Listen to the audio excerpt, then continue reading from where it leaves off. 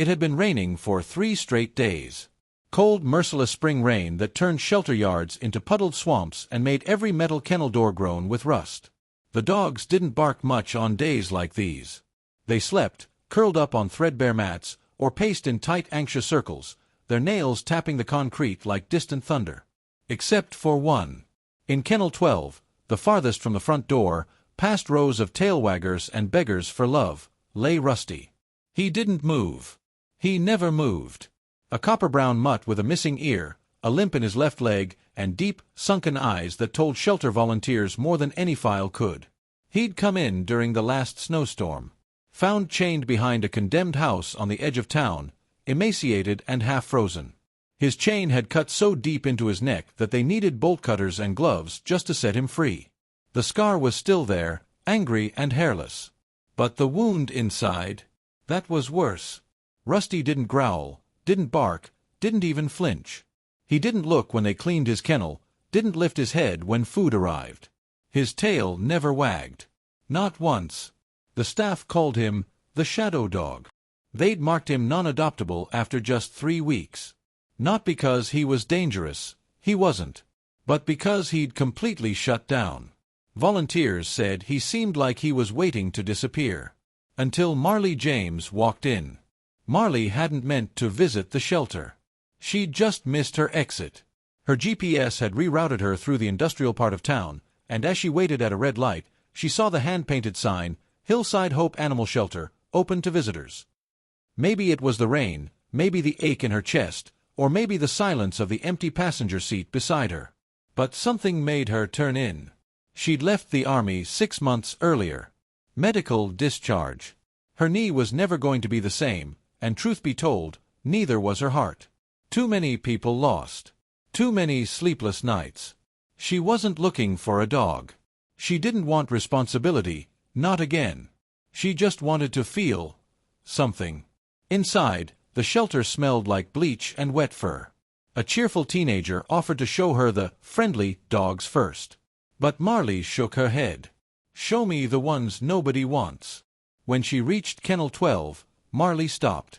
The dog looked like a ghost, soaked in copper tones and stillness. The tag above the kennel read, "Rusty, do not approach alone." "Has he ever bitten anyone?" she asked. The volunteer shook her head. "No. But he's unreachable. Doesn't trust. Doesn't respond." Marley crouched. The dog didn't look up. But he didn't flinch either. "I know that look," she whispered. "That's not fear. That's someone who gave up a long time ago." She came back the next day. And the next. 4 or 5 days straight, Marley sat outside Rusty's kennel in the rain, reading from old paperback books. Not touching. Not speaking. Just being there. On the 6th day, Rusty lifted his head. It took 2 weeks of paperwork, training sessions, and hard questions. The shelter director practically begged her to reconsider. "You seem like a good person. That dog. He might not ever love you back." But Marley just smiled, signing the adoption papers anyway. "I'm not asking him to love me," she said. "I'm just asking him to live." The first weeks were slow and fragile. Rusty didn't explore. He didn't eat much. He stood near windows for hours, staring out as if waiting to be taken back. Marley gave him space. She left bowls of water and food within reach. She slept on the couch in case he needed company. She left doors open but never reached first. Bit by bit, the wall cracked. A few steps closer. A sniff. One night, he laid down near her boots and slept. And then one afternoon, as Marley adjusted her knee brace by the porch, Rusty did something small, but monumental. He rested his head against her leg. It wasn't much, but it was everything. The day everything changed started like any other. Misty skies. A short walk through the trails behind Marley's cabin. Rusty still walked stiffly, but he followed close now, never letting Marley out of sight. As they turned a bend by the creek, Rusty stopped cold. Ears pricked. Tail stiff. Then, without warning, he bolted. "Rusty!" Marley shouted, pain shooting through her bad knee as she hobbled after him. "Rusty, wait!" But he didn't wait. He ran toward the creek, over a rise, and then Marley heard it too. Crying. A child. She scrambled after the sound, heart pounding.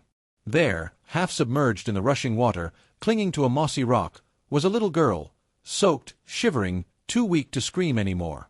Rusty was already there, barking, circling, looking back at Marley. They worked together. Marley used her belt to create a makeshift tether. Rusty steadied himself in the water near the girl, letting her cling to his back while Marley crawled along the embankment. Together, they pulled her out. The child was safe. Chapter 7 and beyond. From that day forward, everything changed. Rusty became a hero. He went from unadoptable to honorary rescuer. Local newspapers covered the story. The mayor gave him a medal. But Marley didn't care about the attention. What mattered was this: the dog no one wanted had become the dog that saved a life. And in doing so, he saved her too.